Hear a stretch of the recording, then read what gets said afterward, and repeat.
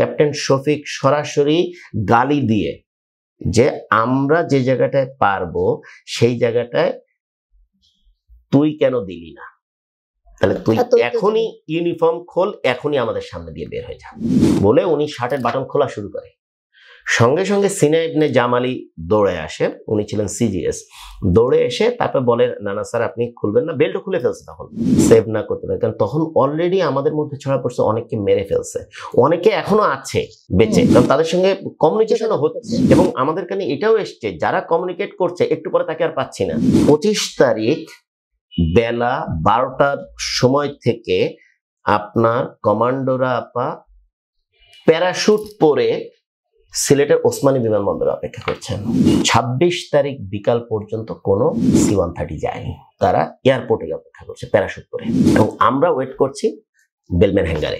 তাপস আসে না, উনি ব্যারিস্টার মানুষ, উনি অনেক মানে ধূর্ত ব্যক্তি, তো উনি আসে না সামনে। তখন কিন্তু রাত্রে অলরেডি আপনার সারা খাতুন কয়েকটা পরিবারকে বের করে আনে, তারপরে অস্ত্র সমর্পণের একটা নাটকও তৈরি করে। শাকিল স্যারের ওয়াইফের ডিজি ম্যাডামের লাশটা যখন তোলা হয় আপা লিটারালি কান্না হাত ধরে রাখতে পারেনি, লিটারালি কান্না হাত ধরে রাখতে পারেনি যে এতটা বিভৎস হইতে পারে, এটা কোনো মানে পাকিস্তানেরও এতটা অত্যাচার বাঙালির উপর করছে এর সন্দেহ আছে।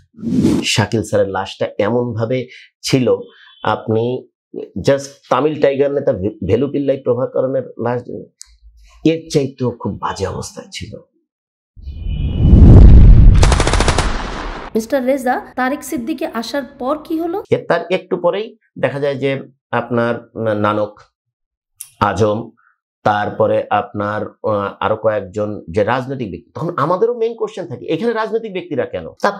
তাপস আসে না, উনি ব্যারিস্টার মানুষ, উনি অনেক মানে ধূর্ত ব্যক্তি, তো উনি আসে না সামনে, কিন্তু আপনার আজম সাহেব, নানক সাহেব, তারপরে সারা খাতুন ছিলেন, তো তারা যে আপনার ডিএডি তৌহিদ একটা গ্রুপকে মানে সাদা পতাকা নিয়ে যান, কথাবার্তা বলেন, আমাদের কিন্তু যেতে দেয় না, সঙ্গে ডিজেফের অফিসাররা যায়, ইয়েতে ছিল কর্নেল সালে ছিল, মানে আমরা অন্য যারা অফিসার আছি তারা কিন্তু সবাই অপারেশন করার জন্য মারাত্মক মাত্রায় উদ্গ্রীব।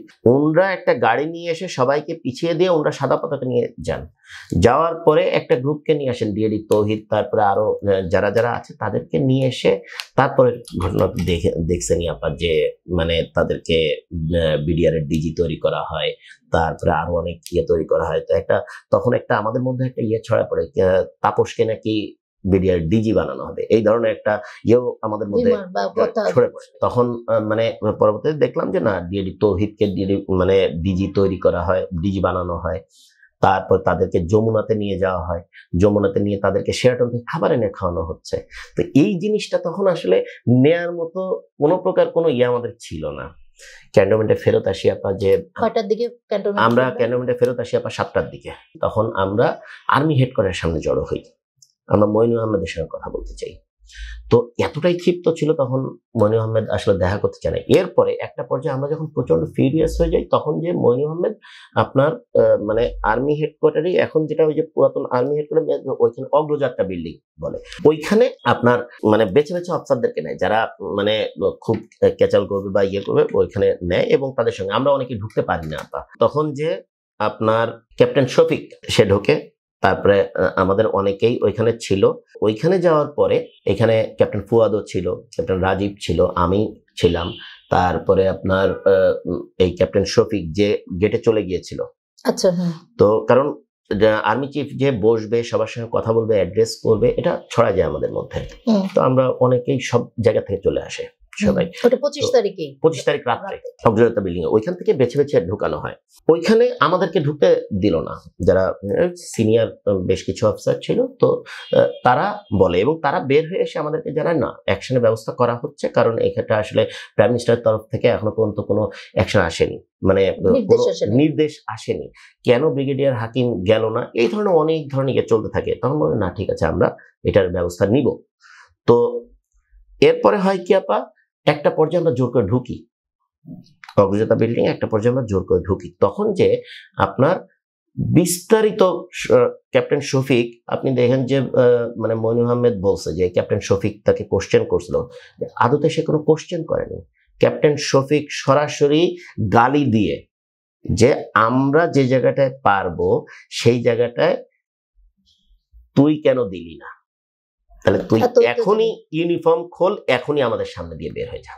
তখন মইনুল আহমেদ খুব মানে মানে মনক্ষুণ্ণ হয়ে বলে, ঠিক আছে, আমি যেহেতু অ্যাকশন নিতে পারিনি তো আমি ব্যর্থ, আমি রিজাইন করছি বলে উনি শার্টের বাটন খোলা শুরু করে।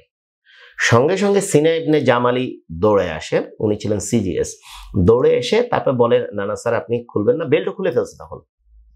তখন বলে যে আমাদেরকে পারমিশন দেয়নি, কারণ তখন ক্লিয়ারলি আমরা তাকে বলি যেহেতু আমরা জোর করে ঢুকছি তার সঙ্গে কথা বলবোই, আমরা আমাদের ব্রাদার অফিসারদেরকে সেভ না করতে পারি, কারণ তখন অলরেডি আমাদের মধ্যে ছড়া পড়ছে, অনেককে মেরে ফেলছে, অনেকে এখনো আছে বেঁচে, কারণ তাদের সঙ্গে কমিউনিকেশনও হচ্ছে।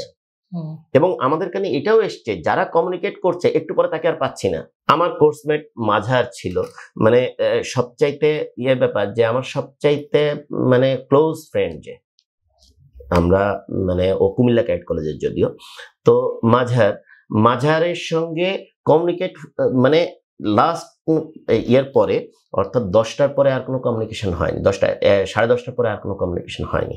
তো যারা দরবার হলে ছিল তাদেরকে ইনিশিয়াল টাইমে যে আমাদের যে দরবার হলে সবাইকে মেরে ফেলছে, কিন্তু দরবার হল থেকে যে সবাইকে জেনারেল শাকিল ইউনিটে পাঠিয়ে দেন শান্ত করার জন্য, তারা কিন্তু বিভিন্ন জায়গায় লুকিয়ে ছিল, তারা কিন্তু যোগাযোগ করছে, তাদের সঙ্গে যোগাযোগে দেখা যাচ্ছে যেই যোগাযোগ করছে তারপরে আর তার পর্যন্ত অটোমেটিক্যালি যারা আমরা এই ধরনের মোবাইল ট্র্যাকিং বা এর আগে কাজ করেছি, আমরা ভালো মতোই বুঝতে পারছি যে এদেরকে ট্র্যাক করে করে মারা হচ্ছে।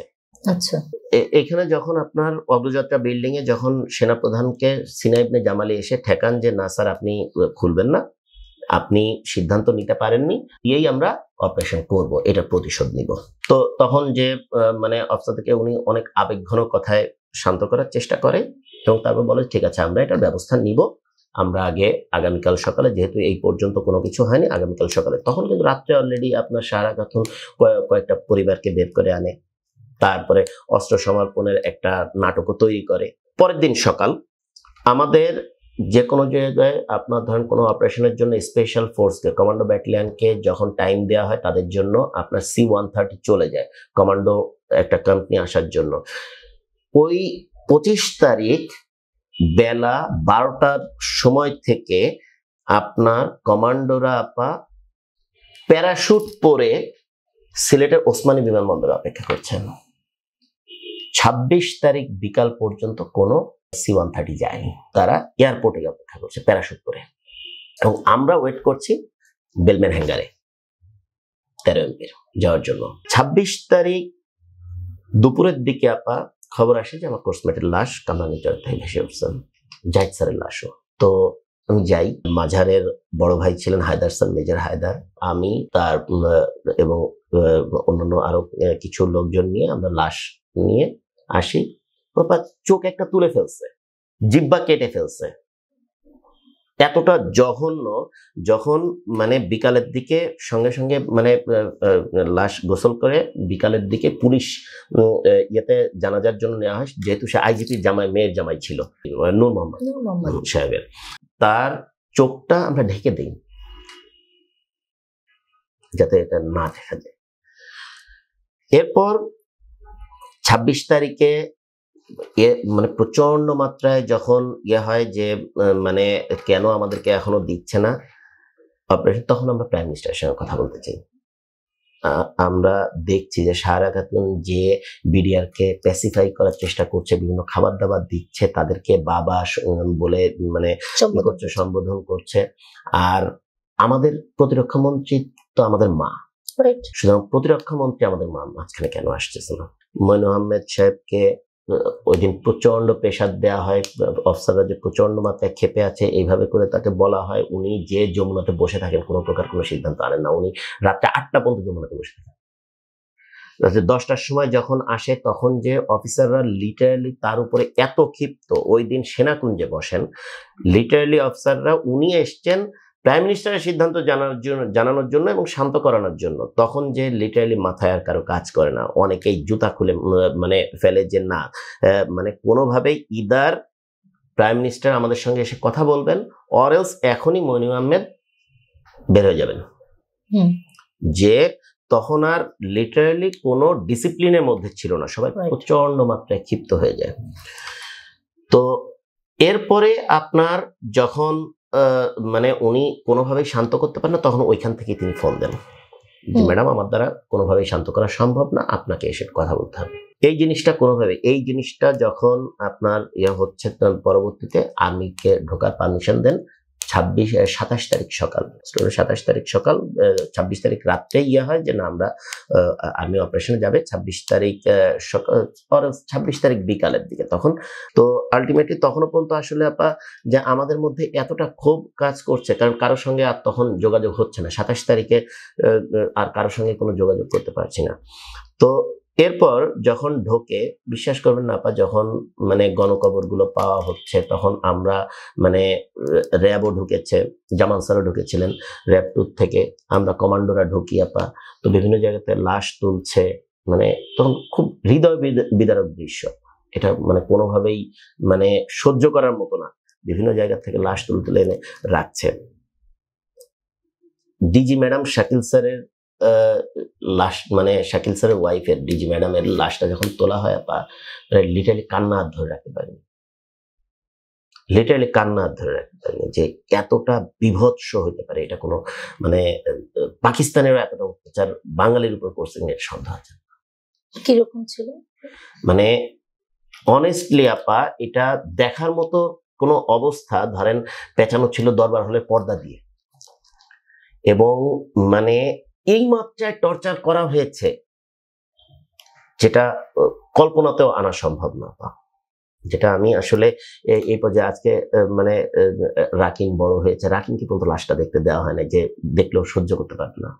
শাকিল স্যারের লাশটা এমন ভাবে ছিল, আপনি জাস্ট তামিল টাইগার নেতা ভেলুপিল্লাই প্রভাকরণের লাশ এর চাইতেও খুব বাজে অবস্থায় ছিল। এটা নেয়ার মতো মানে কোনো, আমি জাহিদ স্যারের লাশের মধ্যে 2টো গুলি মানে এই বরাবর, মানে এতটা যে মানে কান্না ঠেকানোর মতো, তখন আসলে কেউ কান্না ঠেকায় রাখতে পারে না।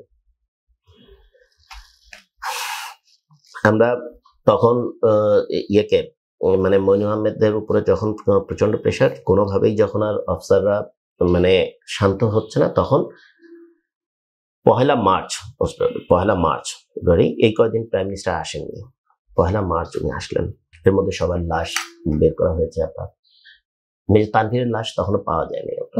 1 মার্চ যখন আসে প্রাইম মিনিস্টার, তখন ইটস নট দ্যাট আমরা তার সঙ্গে বেয়াদবি করেছি, আমরা ছিলাম আপা খুব সুন্দরভাবে। মির্জা মহসিন, তারপরে আপনার আরো যারা যারা মানে করেছে, এর মধ্যে ক্যাপ্টেন হাবিবা ছিল, তো মানে আরো অন্যান্য যারা কথা বলেছিল, এবং খুব সুন্দরভাবে গুছিয়ে কাঁদতে কাঁদতে আবেগ ঘন ভাষায় যে আপনি আমাদের মা, আপনি আমাদের মাঝখানে আসতে ভয় পাচ্ছেন, আমরা সে 75-এ আর্মির মতো না। এখন আর্মির সবাই বাইরে পড়াশোনা করে, MBA করে। ইটস নট দ্যাট যে তাদের মাথার মধ্যে একটা কুর চিন্তা ঘুরছে বা অন্য কোনো চিন্তা ঘুরছে, তা না। কিন্তু আমরা না হয় মারা যেতে পারি, কিন্তু আমাদের পরিবাররা তো কোনো অন্যায় করে নাই। তারা তো অবশ্যই মানে একটা নিরাপত্তার দাবি রাখে। এরপরে ওইখানে অনেক কথাবার্তা হয়, এবং তাকে প্রাইম মিনিস্টারকে সবকিছুই বলা হয় যে ম্যাডাম, আমাদের কাছে প্রমাণ আছে যে আপনার ভাইপো এটার সঙ্গে জড়িত।